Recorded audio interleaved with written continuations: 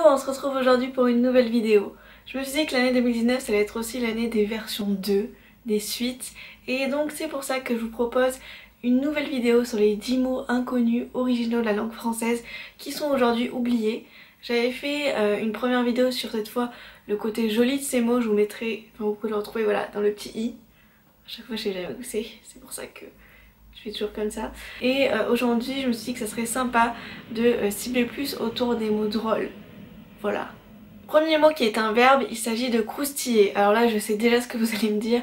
Non mais Godoy, pourquoi tu nous parles d'un verbe qu'on utilise déjà, enfin qu'on utilise dans notre langue courante?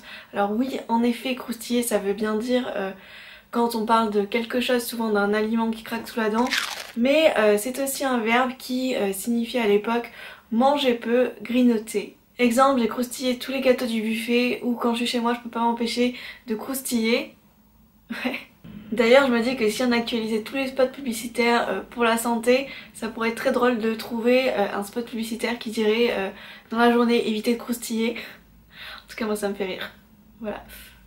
On a tous déjà eu cette flemme où on n'arrive pas à travailler, on est distrait toutes les 5 minutes et on préfère regarder une série très clairement que travailler, et tout ce qu'on se dit c'est oh là là j'arrête pas de procrastiner. Et bien sachez que l'ancêtre de ce mot s'appelait s'acagnarder. Donc pour vos résolutions pour l'année 2020, ne dites pas cette année je ne procrastine plus, mais cette année je ne m'acagnarde pas. Ça claque quand même un petit peu plus. Le 14 février, ne dites pas à votre Valentin ou votre Valentine je t'aime moi aussi, mais je te contre-aime. Alors oui, ça paraît un petit peu étrange, à première vue on a l'impression qu'on dit l'inverse, mais non, ça veut bien dire je t'aime moi aussi. Si on parlait maintenant un petit peu du rire, c'est vrai qu'il y a plusieurs niveaux quand on parle de rire. Il y a ce fou rire, c'est-à-dire que quand un ami nous raconte une blague et qu'on en rigole à ne plus respirer, à se faire pipi dessus. Il y a ensuite rire, rigoler, qui est un peu ce rire simple quand un ami nous dit une blague.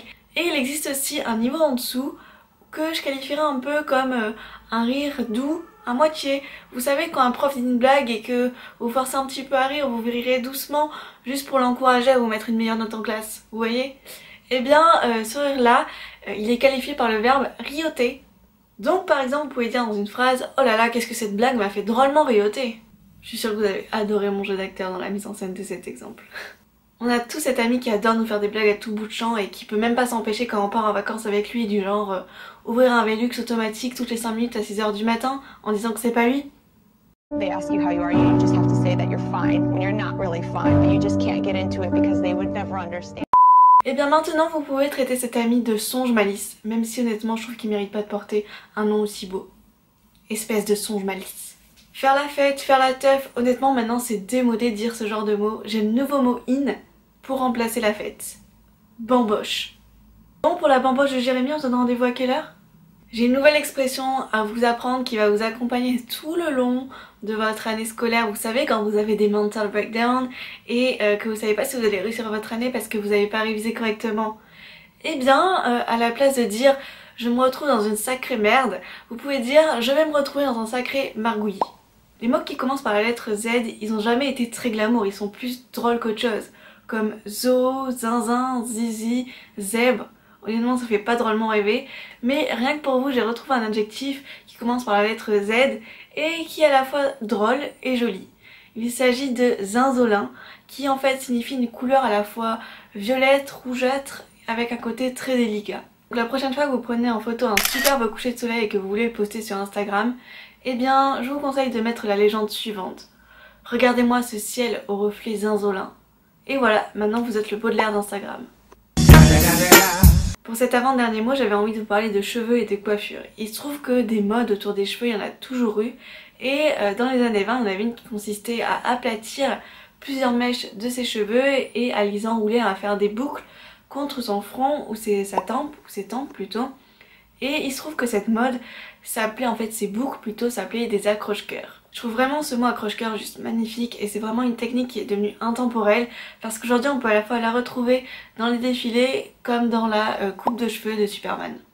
Et enfin le dernier mot que je voulais vous présenter est l'un des mots qui m'a fait le plus rire et l'un de mes préférés de cette liste.